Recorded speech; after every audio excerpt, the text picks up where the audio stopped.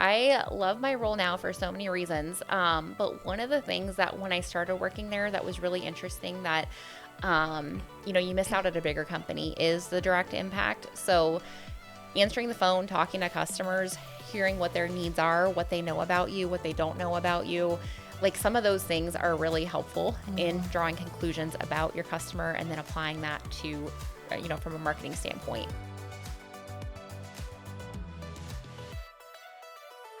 Welcome back to Torch Talk, the show where we spotlight bold local leaders growing their businesses with grit and purpose. Today we have Leah Keim. She serves as Country Roofing and Exteriors office manager, where she blends organizational know-how with a genuine commitment to customer service. Based in Orrville, Ohio, Country Roofing and Exteriors has built its reputation on quality workmanship, transparency, and hometown values, and Leah is often the first and lasting point of connection for her clients. But Leah and I have a long history. We've known each other for probably 7 or 8 years now, and we have a connection in a marketing role. So I'm really excited just to get together with you today and talk about all things business, marketing, career paths, college, all the things we were talking about before we started this. So I can't wait to jump in. It's always a good day to catch up with Leah. It is. Okay, so let's talk a little bit about your role. So you've been with Country Roofing how long now? It's been 2 years. Time Has goes it by been? quickly. What? Yeah. September, I think 2 years ago was when I started. So okay, so what took you there? I know there's a family connection, and then also kind of talk us through your career path leading up to this role. Yeah, absolutely. So I graduated high school, and I kind of was looking for some. I guess I'll start back there. Graduated high school, and I was kind of looking for a job, looking for something to do. And I actually ended up getting a job at a local company in the role of manufacturing and warehouse. So I was just I was working the line. I was adding some tags of products, things like that. So it was definitely a very different role. But luckily, this local company, they promoted from within. They saw some potential and kind of moved through some different positions there. Got a lot of hands-on experience that was really valuable for me. From the warehouse, I moved into a customer service role, which we all know every single business falls or rises based on their level of service, right? Customers are, if they're treated well, they'll come back for more over a long period of time. If they're not treated well, have a bad experience, that is kind of the tipping point for a lot of businesses. So being in customer service and gaining that experience, I feel like was absolutely invaluable for me. I worked face-to-face in the showroom, got to work with customers directly, and then also took phone calls and did some data entry and things like that. So it was a really good experience. I don't think anybody just naturally loves hopping on the phone and chatting with people, customers, things like that. But it's like a muscle, right? You do it repeatedly, you get really comfortable with it. And eventually, you kind of take on some of those traits and it just becomes like second nature and becomes a really comfortable thing. So I am always super grateful for my experience in customer service. From there, a role opened up in marketing as the marketing coordinator. And I honestly, at that point, didn't really know what marketing was. I remember having a conversation with the interviewer, and they asked me, what do you think marketing is? And at that point in time, my perception of marketing was, oh, you guys produce the catalogs. It was a consumer goods company. You guys produce the catalogs that we use in customer service. So I remember that was obviously very naive answer to what do you think marketing is. But ended up getting that role and jumped into it and absolutely loved it. At that time, it was just a lot of coordination. It was, working on jobs, job flow, mailings, things like that. But in my spare time, I just took a natural liking to marketing. And in my spare time, I would look for things to do. Where don't we have enough capacity and where could I add value? And one of those areas was social media. So we had a few different divisions and some of them were well covered and we had some things in place for them. Some areas we didn't have any coverage for. We had a Facebook page started in one of our divisions, but nothing else, and it wasn't really being cultivated. And I'm hey, I asked my boss, I was can I do this in my spare time? Can I jump in here? Can I start posting? Can I start kind of building community, things like that? So I was always just looking for opportunities of how can I do more? So from that marketing coordinator role, graduated into a supervisor role, which led to a manager role. And it just kind of kept evolving from there over time, and just kept adding layers upon layers of what marketing is, what it could be, and how I contributed to it. So didn't have a ton of experience, but the person that I worked for at the time had her MBA in marketing, taught me everything I know, and just had a lot of hands-on experience to pass along to me. And at that point, I was just like a sponge, like taking it all in, learning, growing, and applying, and learned a few skills along the way. So you might have gotten more than you asked for there, but that's kind of I love that. my roles and how I graduated into marketing, and how I just, like I said, I just like loved it right away. I took a liking to it. The more I learned about it, the more I got into it, the more I was just like, this makes so much sense. Like, I want to learn more. I want to do more. I want to, sharpen my skills. I want to keep advancing, growing in this. And that's kind of where it took me. I love the connection with customer service too. I was also in customer service roles. We were talking about this a little bit, like in restaurants, and really even like I was in banking before I was in marketing. The customer service connection to marketing is so vital. Oh, because it is. if you just go directly into marketing, but you've never actually had to work with the end consumer, then you just have a whole different perspective. You're kind of missing a puzzle piece if you've never had to work directly with the customer. 100%, because the whole goal of marketing, right, is to put yourself in the consumer's shoes, and then what are their needs, what are their wants, their desires, their, how can I fix a problem? How can I communicate with them well? Like, what resonates with them? It's all about the customer. So obviously customer service is the best way to get to know your customer, so you can communicate well with them from a marketing standpoint. Yes. That's so valuable.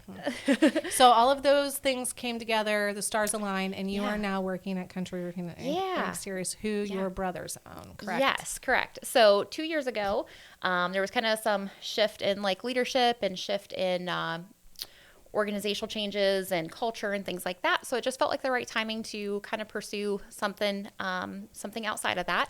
And, 5 years ago, rewind that, my brother reached out to me. He's like, hey, if you'd ever be looking for a different role, come find me. Let's chat. Let's talk about this. Would love to have you. So at that point in time, it wasn't the right timing, but 2 years ago, it ended up being the perfect timing. So I reached out to him. I was like, hey, you still looking for somebody? So it ended up being a really good fit for me. I can take my skills that I learned through marketing, through customer service, apply those.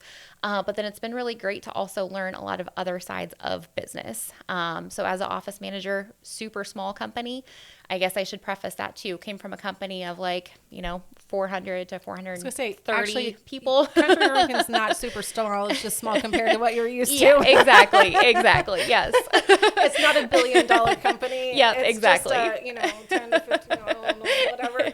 It's not small. On. Yeah. Smaller than I was used to, for sure. So I went from a company that was much bigger to a company that had, I think, 18 people back when I started in 23. We've now graduated. We're more like 30. So we've definitely grown since then. But it was much, much different. So in a small office, you're doing a lot of different roles, right? So I brought some of my marketing into it, which is really fun. I still get to do that today. But then you're also doing things like HR and AP and AR and just doing customer communications, answering the phone, kind of like whatever needs done that day. So it's been really fun to kind of sharpen my skills in some other areas, but then still get to market, since that's kind of like my true passion and kind of like always been my sweet spot, still get to bring that into play where I'm at today and apply that. So that's been really fun. Like you said, it's a family business. My brothers, Aaron and Ruben, own the business. So I get to be a little sister, try to keep all the boys in line. They my seem best. to appreciate it, at least when they're talking to other people. Yeah, for sure. They're great. I don't know. What's the age gap? So it's We're about gonna tell on them right now. Yeah, like Aaron is this old and Ruben is this old. I thought about it and then I refrained. I was like, I don't know if I should put that out there. There's about a 15-year age gap, so it's quite a bit of a difference. So they had different roles, and that kind of plays into Country Roofing's history, which I won't get into all the details, but Ruben has been roofing since he was 18 years old. And he's been roofing for a long period of time. And then in 2014, he had the opportunity to purchase the business from the gentleman that was running the roofing crew.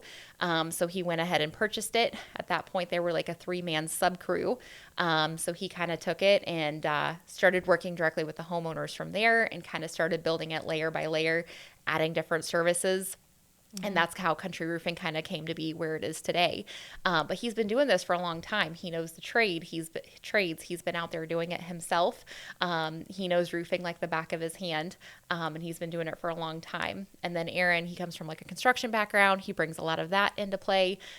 So we got to add lots of different services like decks, porches, roof over decks, things like that from the framing experience. So it's been really cool to watch both of them come into the business, how it started from very little and how it's been growing. And then to be a part of that, to be there to help market that has been really special. To see that go from, hey, not a lot of people know about us, to a lot of people are starting to know the name. We're starting to get the and exteriors portion of the business out there, starting to add some different services, some different layers. So it's been really cool to be kind of a part of that family business, and just, it's extra special seeing that grow. Well, and it's your family. So that's exactly it. There's extra skin in the game. Absolutely. You get to see, you get to actually see the fruit of your hard work and how that is being played out. I mean, nothing against, we all need the bigger corporations and the things that are there, but your impact is just different. I understand that. That's how we feel in working with clients. Like, there's just something special of being a part of like a smaller to mid-sized business and getting to see, like we talk about this all the time as a team, like what you are doing, your social media post is helping support a salesperson and their family. There's such a ripple effect of the impact that has had there. And it's always great to see that fruit come, the product of your work.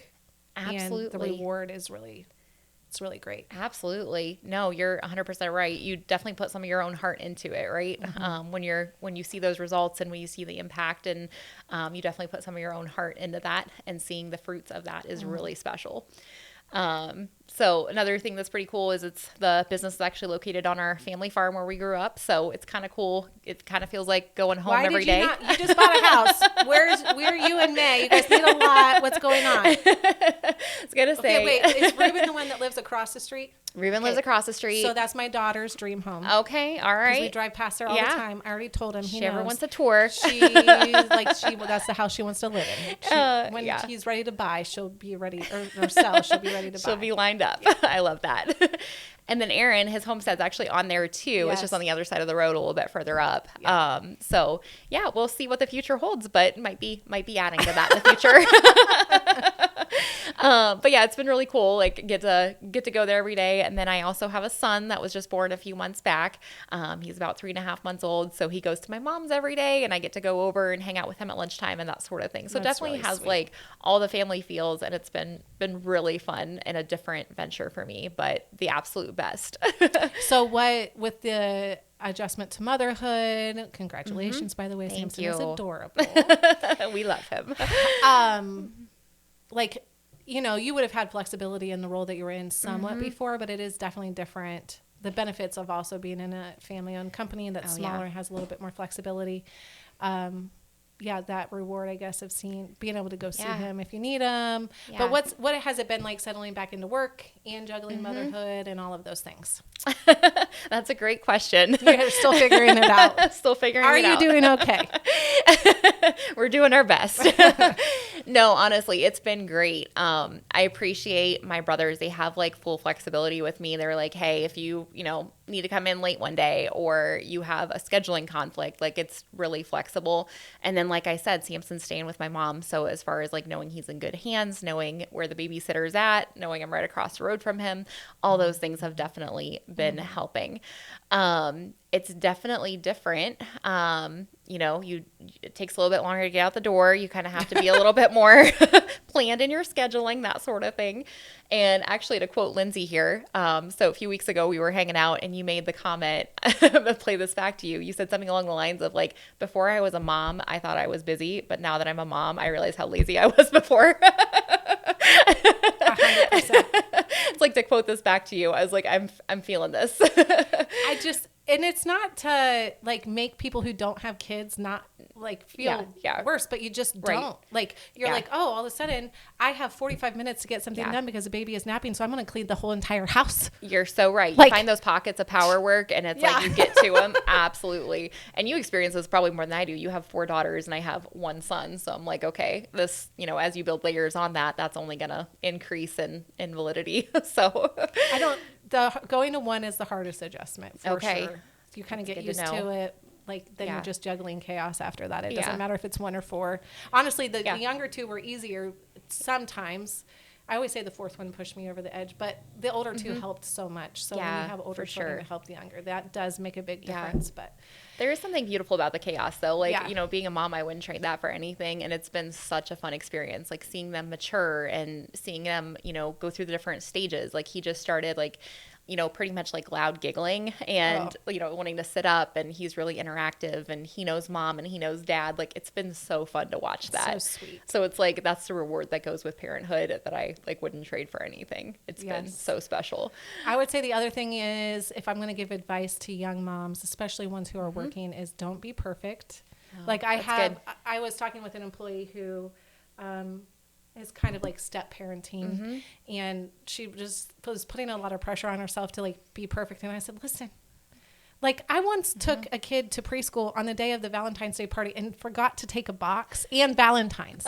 Like, she doesn't remember that. I remember that. But like, just giving yourself the grace of like, you're going to mess stuff up. You're going to miss something. The kids probably are not going to remember. Also, my older kids, I took them to do everything when they were little. Like, I'm talking everything. We went to like 3 to 4 different fireworks displays. We did, I don't know what I was thinking. They don't remember any of it. They don't remember going to Florida. They don't remember this. They don't remember, like, so like with my younger 2, I kind of laid back because I'm like, they ain't going to remember anything till they're 7 or 8 anyway. Right. So, and then go on the family it doesn't vacation, mean don't do it, but like just understanding, like, you know, it's the overall impact that you have on your kids. Are you there over like that? You know, as a working mom, you can feel like that guilt of like not being there all the time. But the reality is, as long as you're consistently that presence for the most part, they really don't remember the rest of it. So so true. So true. And we talked about this before we went live on the podcast, but having, you know, grandparents watching them who just like so helpful, treat them so well. And, you know, they're so close and, you know, that they're, you know, learning and growing and they still have, you know, your same like family values and things like that being instilled in them just means the absolute world. So we're lucky we live in an environment also where that, or culture where that's pretty normal. Like in the cities, it's not quite as common for grandparents to step in, but it is pretty normal around here. I hope that I can be that for my kids, maybe. But I'll be like, all grandchildren, come to work at Fierce with me. And then somebody will be like, what are you doing? They'll just be your official office mascots. It's fine. We were talking about that too with babies coming in here and they just automatically like disappear within 30 seconds. So that'll just be your grandkids. As a joke. So Julia just recently had a baby. Garrett's the next one. So we're talking about who is going to have the next Fierce baby because we have a pretty young teen, getting married, settling down. But I keep telling them, I'm like, we need to have a sign up because we can only have so many babies a year. There you go. Like, what would we do if all of you go at the same time? We're just like going to have some problems. So we can have 4 babies per year, 1 per quarter. Let's just, we can go out 3 to 4 years in planning, but let's just go ahead and get the sign up sheet done. I love that. That's so fun. If we can just skip October to January, that'd be great. It's budgeting season. Like, let's work through it. I love that. I'm just kidding, so the public knows. That's one of the things I love about Fierce is your work environment. I feel like you guys always have the most fun. You guys like are always like joking and you guys have such good relationships. That's always one of the things that I love about coming down here. We try really hard. Yeah, it's great. That's really intentional. Absolutely. All of your employees, like when you see them or interact with them, they always say how much they love it. So you guys have been awesome in building that. Yeah, for sure. Okay, so let's talk a little bit about your role now. And I know when we talked with, I think it was Ruben, right? And he was like, since you stepped out for a second, we were at a meeting with you guys. And Ruben was like, Leah has done so much for us and she's been at this role. We just, you know, are so grateful for everything that you've done. So like, I know you've talked a little bit about how customer service and marketing, it all kind of comes together. What do you like the most about your role now? I guess, what do you see? Like, kind of just share a little bit more about that. Yeah, no, absolutely. I love my role now for so many reasons. But one of the things that when I started working there that was really interesting that you miss out at a bigger company is the direct impact. So answering the phone, talking to customers, hearing what their needs are, what they know about you, what they don't know about you. Like some of those things are really helpful in drawing conclusions about your customer and then applying that to, from a marketing standpoint. So getting to know your customers, that was one of my favorite things, is like getting to pick up that phone. How did you hear about us was one of the first questions that I ask. And, they'll let you know kind of how they heard about you. And at the beginning, it was a lot of, well, we saw a yard sign, or a friend of a friend told me about your company. So we weren't doing barely like any marketing at all. So honestly, one of my favorite things is coming in and applying some marketing to a growing business that's been thriving, doing well. They've been around since 94. And then, like I said, Ruben purchased the business in 2014. So they've been around a long time, do amazing work, but a lot of people didn't know about them, right? So getting to apply that marketing to the company, learning about them, and then like what are customer needs, and then being able to like market to that more directly has been really fun for me. One of the stories that I sometimes share is they're my brothers, so I should know what kind of business they have, right? But before I worked there, I kind of just had the perception, oh, they're a roofing company, right? That's everybody's perception. They're country roofing, right? So when I started working there and I'm going through the process of like talking to customers and then like invoicing jobs and like seeing pictures of the projects we're doing, I'm seeing like decks that we're building and roof over decks. And I'm seeing that we're doing siding and windows and all of this other stuff. And I'm like, I didn't know you guys do this stuff. That's really funny. Yeah. And knowing both of them and realizing what you don't know. Yeah. They just assumed I should know, right? They're just not, I wouldn't say they're very flamboyant. They're just kind of like humble and exactly. Like do the work and do a good job with it, but just like not chatting about it a ton. So I was like, I came into this company and I have no idea you're doing all this stuff. I said, how do you expect your customers to know? They're like, well, sometimes it's word of mouth, Yeah. Somebody told somebody that we did a deck and now we're getting another deck job off of that. I'm like, well, I had no idea, so your customers aren't going to know. So one of my favorite things was actually taking them through a rebrand from country roofing to country roofing and exteriors, and just getting to position that better out in the market. Now we've gotten like an amazing number of calls just saying like, hey, I saw you also do exteriors. So does that mean you do doors or windows? Yes, it does. So it's been really fun to like hear what customers are saying. A lot of people not realizing that we do other things, taking that information, turning that into, hey, we can market this, we can better position ourselves, and get that out to customers. Or, another thing I learned was like FAQs, right? Customers call in. This is the first time they've ever bought a roof before. It's a big purchase. It's really expensive. They probably don't want to. But have no idea what they're doing. And it's intimidating. They were like, well, what are next steps? Like, what does this look like? Like, am I going to have to pay for a quote? Like, just being able to like take that and be like, okay, what do I need to answer for customers before they ask? And then kind of creating like a script. Like, here's the things we should tell customers. We should always, open it up for questions, make sure that we get them the information, take the intimidation out of it, make it as easy as possible. Which again is a marketing thing, right? You have to make things super easy and simple. Well, it's also a customer service thing. Absolutely. That's what I'm thinking about while you're listening Both of to them. it. Yeah. Because in my previous marketing role, I also answered the phones. Yeah. And I was just like considering how impactful that was. It really is that customer service connection. And really we say sales too. So like they got to be held in tension with each other, because you could be doing things to bring customers in the door, but if your salespeople are dropping the ball, then that's a problem. Yep. Or vice versa. There's a healthy tension has to be there all the time. Absolutely. You're so right about that. And that was one thing at the bigger company that, oftentimes that feedback would come in, but you wouldn't get that feedback directly. Or, it's so different with consumer goods versus service too. It's a different thing that you're marketing. A lot of practical things still apply, but it's still very different. So getting to see that direct impact, talk directly with the customer, find out what the problems are, what the shortcomings are, what they don't know, what they do know, just getting to know those things were super, super helpful. So that was one of my favorite things, is like actually getting to talk to the customer directly, form some opinions on, even from a demographic standpoint, who's calling me, who needs a roof. 100%. Oftentimes people need roofs. They don't necessarily want roofs. But then a lot of the other services, that we offer, decks, things like that, are like, oh, okay, I want to do this. And it's, you hear a different tone of voice and all that to go with it. So it's just been really interesting, some of those nuances, getting to know it better. And then you can also market more effectively because of knowing your customer better. So that was one of my favorite things, like stepping into that role right away, just to from the marketing side to get to know that customer better.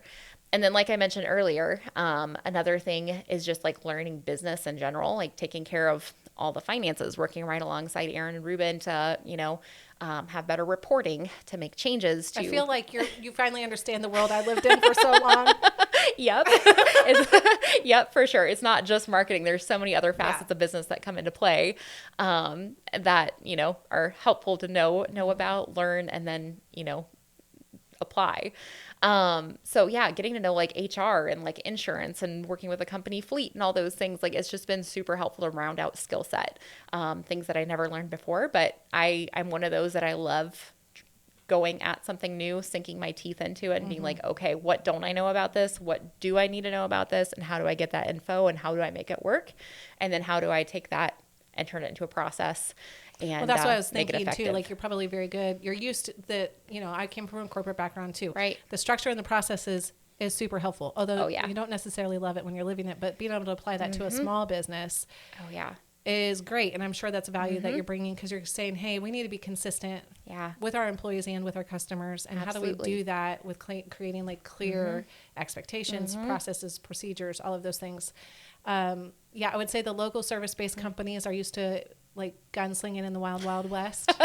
That's such a good term. I mean, they just love that. Yeah. They're like, we're going to figure it out. Yep. Well, they're, like they do, that's what they do. They go out and figure it out, but then they, you get to a certain point and to continue growing, you have to have some structure in place. You do. And really the right people to even implement that structure. Absolutely. Or else you'll That's huge. they'll falter a little bit. Absolutely. I always use the terminology of like guiding a ship, right? So like thinking of a bigger company, it's kind of like a bigger ship. It takes a lot more to turn that ship. But then once you're going like full speed ahead, like it's really powerful because you have a lot of people behind it. Yep. A small company, smaller boat, you can turn pretty quickly, right? But then it can also kind of be chaotic and sometimes a little bit like off kilter. So it definitely like takes a lot longer to do something at a bigger company. Smaller, you can adjust a lot quicker, make decisions, that sort of thing. But it can also get off the tracks a lot quicker. What's interesting is when I work with clients or like in previous roles, like I see their tendency to be a little erratic and chaotic and all of the things.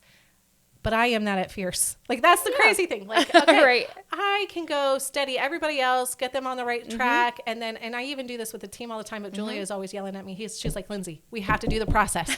You laid out the process. Now you have to actually do it. I'm like, dang it. I'm just like every other business owner. What's wrong with me? But that's also the great thing. Like that's something that I see in Ruben. He has this entrepreneurial spirit of like always capturing the opportunity, looking for the next thing. And that's something really beautiful that not everybody has, right? And I would say you're kind of like that too. You're always like looking for the next thing or the next opportunity. But then like maybe not so great with handling processes, but that's why you need people that are great with that, right? Like you have to surround yourself with people that complement and kind of fill in the gaps sometimes for you in some of those different areas. 100%. Yeah. And that's, we always talk about personalities and things like that. You need different people around you because that makes you better. It sharpens your iron and annoys the tar out of you sometimes on some days. But then it also is a very good thing to keep you on track and keep you steady. And, you need that. You need those different people in your company.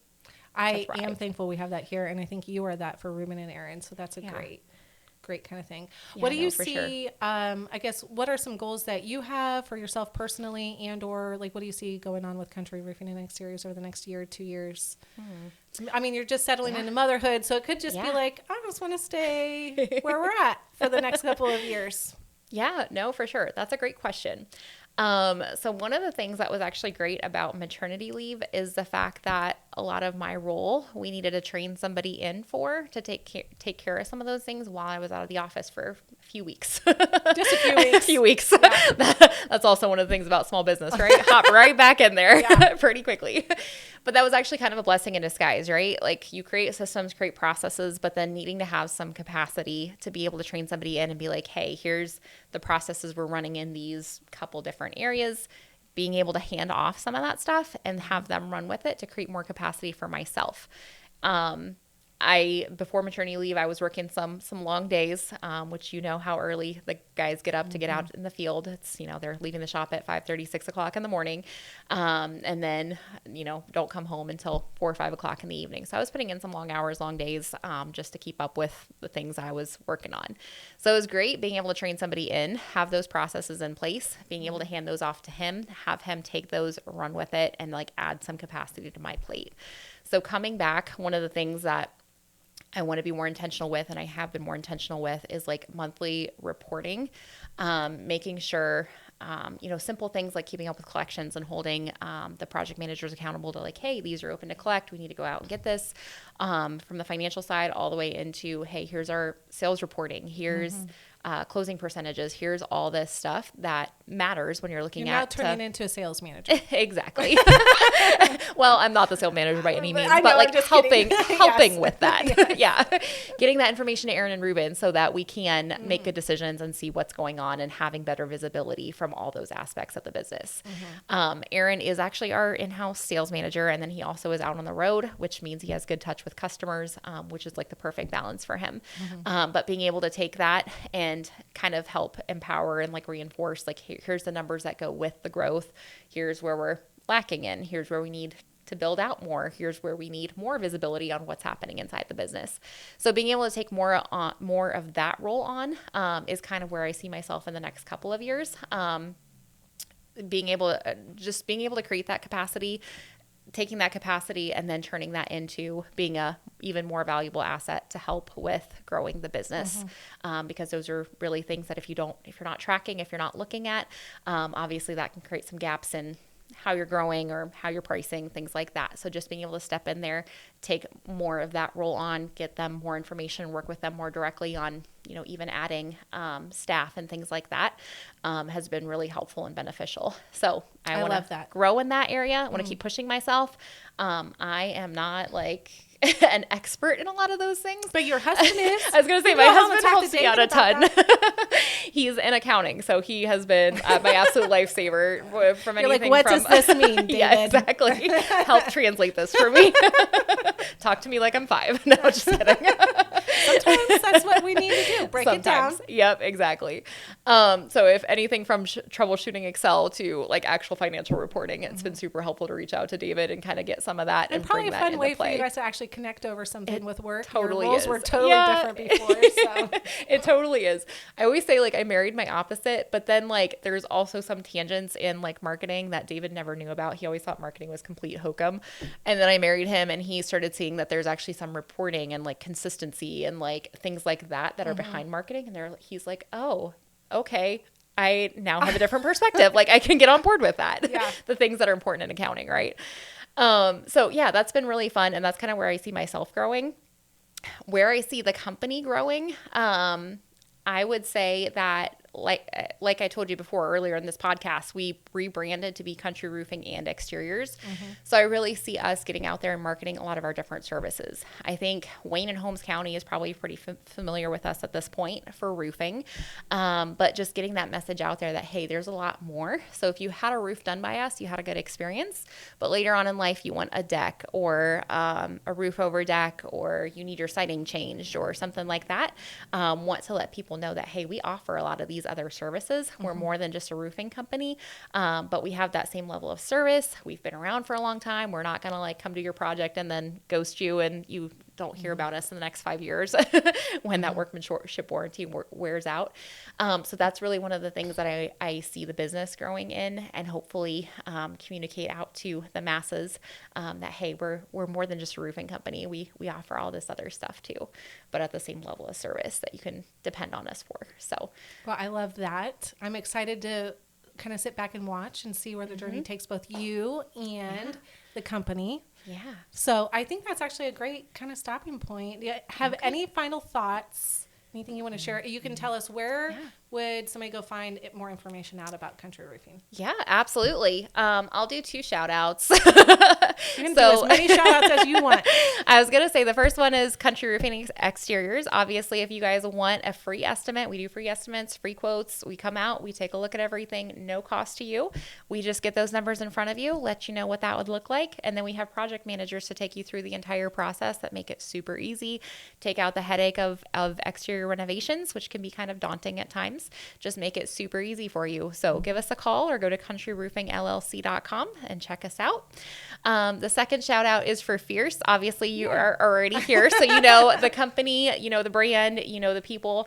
But I just cannot say enough good things about Lindsey and her team. The one thing that she's authentically built is a brand that I would actually send my friends to. Be like, hey, it's a marketing company that wants to help you. They want to see you grow. They're not just there to take your money and then not do what they're promising and like not give you reporting. And just I've had so many bad experiences with marketing agencies that I would truly and authentically say, hey, if I have a friend, I have a company that actually needs some help with marketing, go to Fierce Creative. I would trust them fully and they will do a good job for you. Thank you so much. That's just like my second little shout out. I know, you know, this is your channel and your people are already here, but it truly is one of the best marketing companies around and I would have full trust in them and full faith in them. I very much appreciate that. Of course. Well, thank you for joining me today on Torch Talk. Stay tuned for the next episode.